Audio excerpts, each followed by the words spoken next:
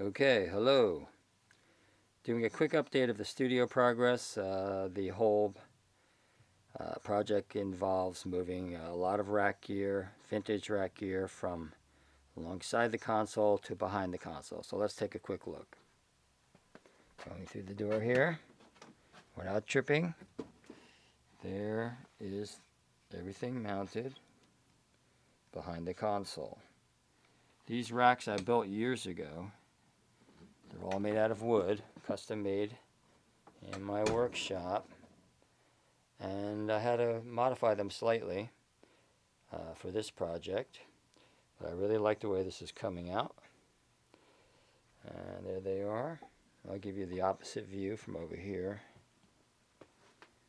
and that's what she looks like. We'll get over here kind of in the console area and get an idea. The consoles are still sitting here side by side. No changes there. They're not fully hooked up either. This one is partially hooked up.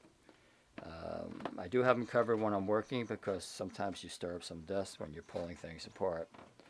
The rack system used to be over here in this rack, although this is no longer the rack system as it were because I made it very shallow because I don't plan on putting any racks in here, maybe some shelves and maybe the patch bays. But I'm probably going to use this down here that I made for the patch bays years ago. Okay, so now I'll show you behind the rack system here without tripping, hopefully. There's a lot of stuff on the floor. All those green wires are ground wires.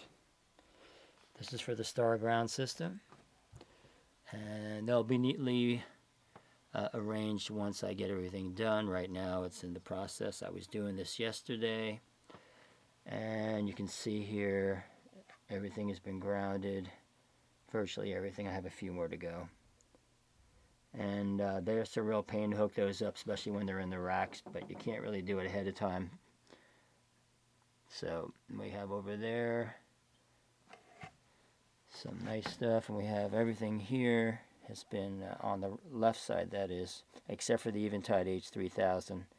I still have to hook that grounding wire up, and these units as well, DAT recorders, etc., things that are probably not, won't be using too much anymore, possibly, who knows. Okay, I'll show you where the terminal strips are as soon as I get out of here. There's a keyboard under there. And, okay, I will let you see a close-up, actually, of each rack. I have a lot of empty space, which is great, so I can expand. I have some blank panels in there trying to fill up the spaces right now. And this part over here, I'll say for Mark, there's the Warm Audio Tone Beast, and right underneath it is the WA73 EQ model by Warm Audio, and we have our compressors underneath that, some vintage guitar gear down there. This is a 24-track recorder that I virtually never use. It's brand new shape. I may sell that, I'm not sure. I really like the unit, but I will be switching over to a DAW arrangement. Now we're going to go through here. I'll need to turn the light on. And it's dark in here. There we go. It doesn't help that much. Here's the star ground system here. This used to be in the ceiling. It's a lot easier down here. I should have done this years ago. But then again, with the rack system way in the distance, it would have been a lot longer wires. So everything here has their own ground wire. And that's 12 gauge AWG. The main grounding wire that goes to a grounding rod in the backyard is actually 10 gauge. It's very thick, and I won't bore you with it, but it goes up in the ceiling and out to the backyard, and it's driven into the ground. Okay, turn this light out. Here's the opposite perspective from the studio. I can't open this door all the way because there's a Mesa Boogie behind there, so I have to kind of slip through here. There's the consoles again, which I will be recovering when I start the work today. And close that. There's a lot of wires to hook up yet. As I said, none of the audio is hooked up yet. There's a lot of snakes, a lot of them that I made myself, all those red and green ones years ago. And there are some other ones that were made ahead of time that you can buy. And you can see here the wires will be going under the floor to get over to here. Because I don't want to be stepping on the wires, number one, and number two, it's a tripping hazard. I will be putting a computer station here, so there will be a shelf going here.